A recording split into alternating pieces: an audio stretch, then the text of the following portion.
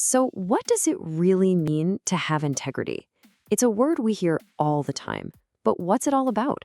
Today, we're going to dive into a really powerful and honestly super creative answer that comes from an educational guide used in Nigeria. It's a fascinating look at how one of life's most important values is taught. Let's get right into it. Okay, let's start with a classic. Picture this. You find a wallet, it's packed with cash, and nobody's around. What do? That split-second decision you make? Yeah, that's exactly where our exploration of integrity begins. This simple question, it just gets right to the heart of everything, doesn't it? Now, this lesson kicks off in a really clever way. It's not with a boring lecture or a textbook chapter, but with something the guide calls a Niger skit. And trust me, this isn't just for a quick laugh. It's a brilliant hook designed to make this big, abstract idea of integrity feel super immediate and totally real. So, the setup for the skit is simple, but it's so powerful. The teacher pretends to lose something valuable, maybe a phone, maybe a wallet. The real lesson is in what happens next. When a student finds it and brings it back, that one small act becomes this live, in the moment demonstration of honesty. It connects everyone in the room to that feeling of doing the right thing. Okay, so once everyone is totally engaged by the skit, the lesson cleverly shifts from that practical example to the theory behind it.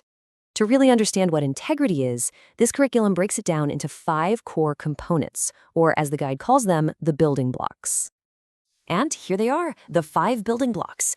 You've got honesty and truthfulness, both about being someone people can trust. Then there's probity, and we're going to circle back to that one in a second. You also have fair play, following the rules, and contentment, which is all about being happy with what you have so you aren't tempted to do something dishonest. Think of these 5 as the essential ingredients for a person of integrity. All right, let's zoom in on probity. This is a big one.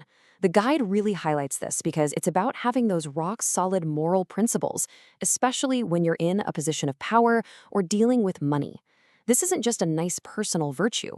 It's absolutely critical for leaders and public servants if they want to earn and keep our trust. Definitions are great and all, but stories? Stories are what make ideas stick. So the next part of the lesson does just that.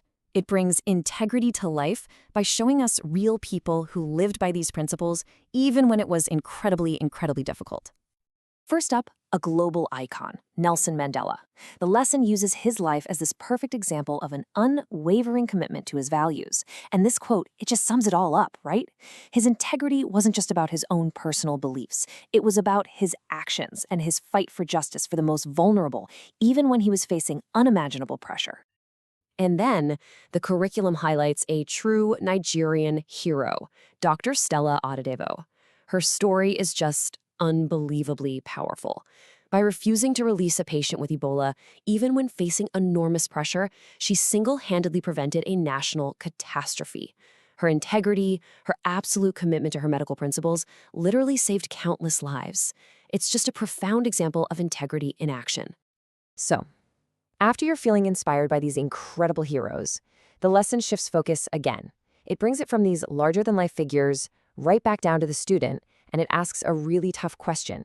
How does your personal integrity impact the people around you right here, right now? And this leads to a role-playing activity that puts you right in the hot seat. Your best friend, cheating on a big test. What do? Do you protect your friend, or do you protect the rules of the community? There is no easy answer here, and that's the whole point. And man, the stakes are high. On one side, you've got personal loyalty. Ignoring it might save your friendship for today. But on the other side, you've got the whole community.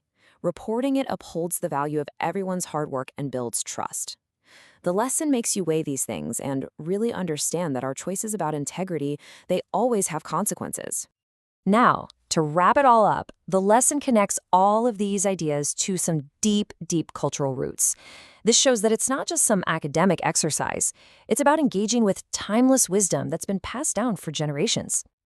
And just look at this beautiful ego proverb, Ezioku buindu.